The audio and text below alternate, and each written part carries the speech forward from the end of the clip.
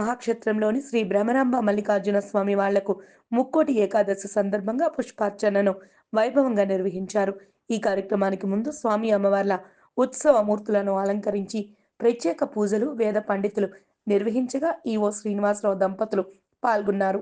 ఈ విశేష పుష్పార్చనకు సుమారు 4000 కిలోల పుష్పాలను 40 రకాల పుష్పాలను వినియోగించారు. కన్నుల పండువగా సాగిన ఈ పుష్పార్చన కార్యక్రమాన్ని భక్తులు తిలకించి ఆధ్యాత్మిక ఆనందాన్ని పొందారు.